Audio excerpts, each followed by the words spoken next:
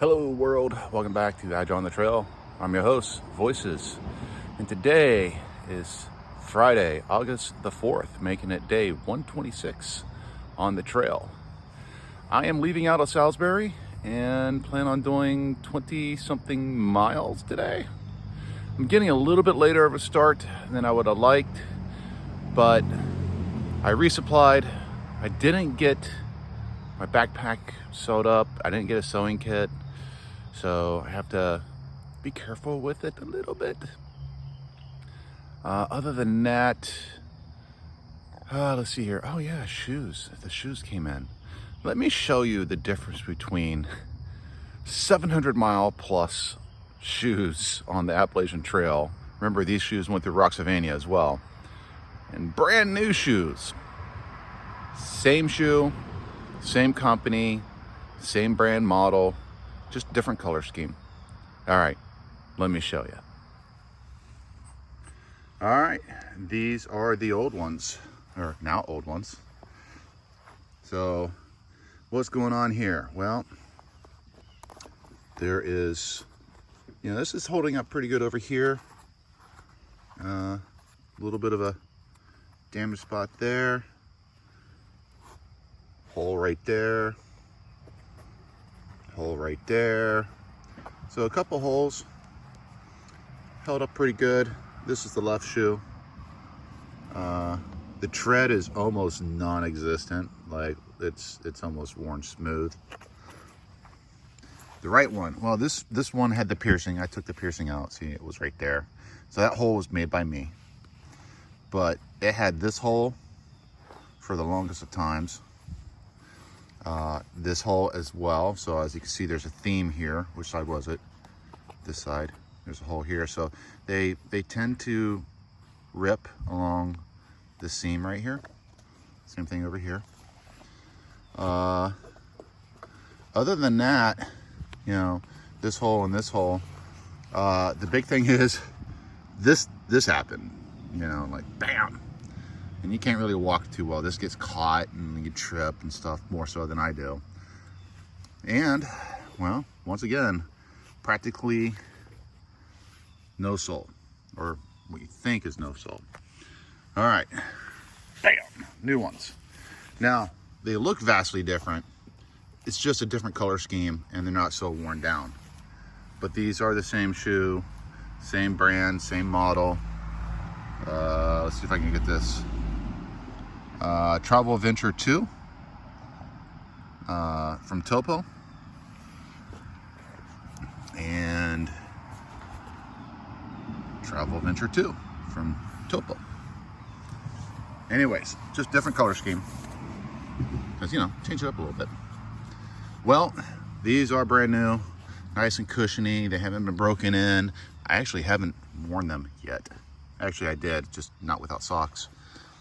But I just wanted to show you what good tread looks like and non-existent tread looks like. Yeah, fun stuff. Anyways, I am saying adios to these shoes. I am leaving them behind for the garbage man. These are the shoes that I'm hoping can take me most of the way to Katahdin. I don't know if they're going to survive all the way to Katahdin. We'll see. We're past the Roxavania.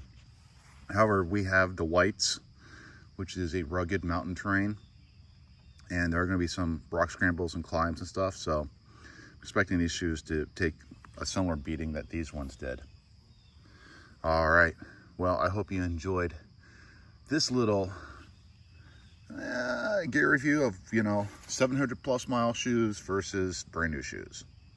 All right, I'm going to get packed up and get going for today. Hope you guys are having a great Friday, and I'll check in with you later.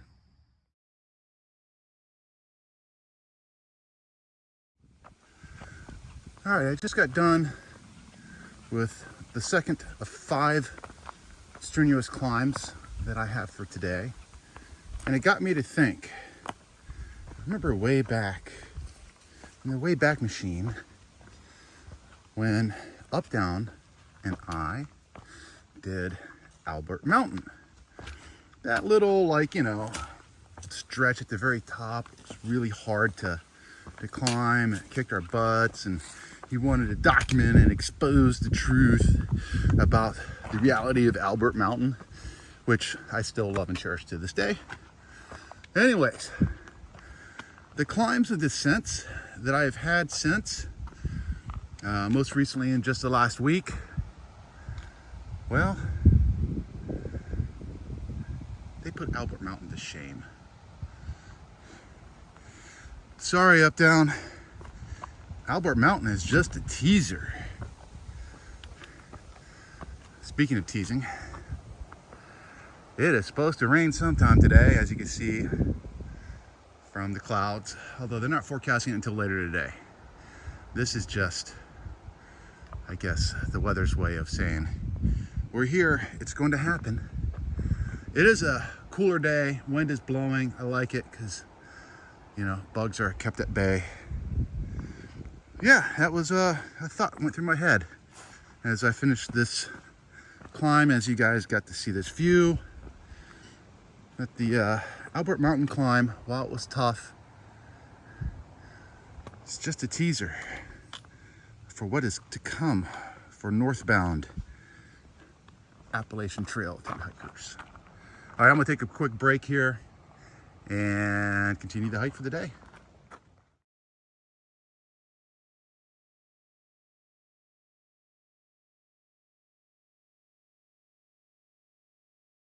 Taking a video. Hi. Say hi to like all the 206 subscribers I have on my channel. Oh, we are superstars. Superstars, yes. So we're up here on Bear Mountain in Connecticut, and supposedly this is the highest point in Connecticut. Yay!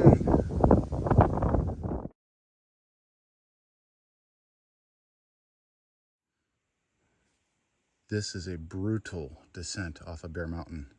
Just to give you an indication. Yep, that's level. That's not level.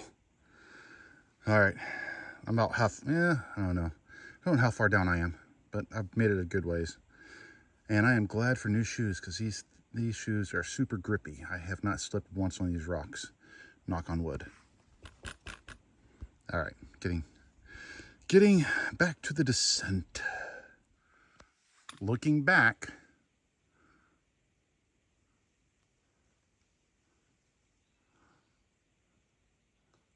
that is insane. Ugh. Oh well, that's what the trail is about, I guess. That is a rock climb. That's what I just came down. Woo! Bear Mountain. I'll tell you what, if you're hiking Bear Mountain in Connecticut, approach it from the south end, going northbound like I did. The climb is much easier. And then when you want to get off of Bear Mountain, go back the same way I climbed up. Not the way I climbed down. Wow, that was steep.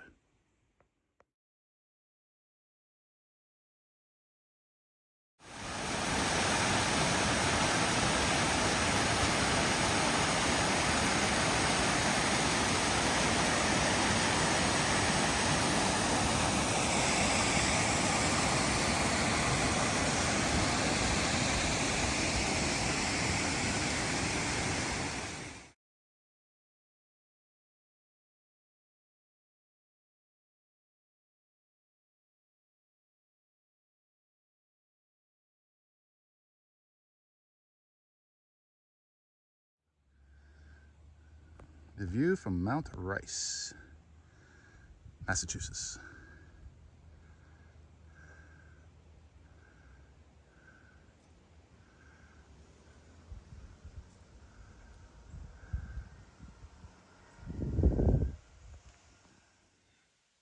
Well, you're looking at the spot that I fell pretty bad on. I'm just coming down Mount Rice. And I mean, it's not even a steep descent or anything else. It was just a slightly slippery surface. And even with these new topos, my foot went out from underneath me and I landed hard onto my right wrist and arm. Luckily, I think everything's working. No pain. My gear seems to be okay. But just like that, I would have broken a wrist or worse.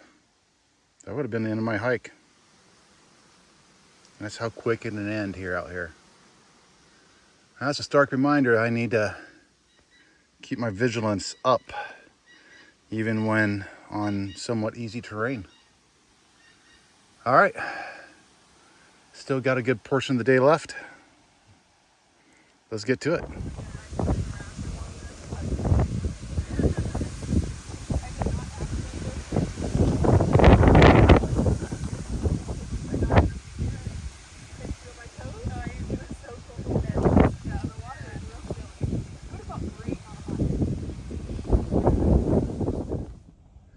Just a quick late day view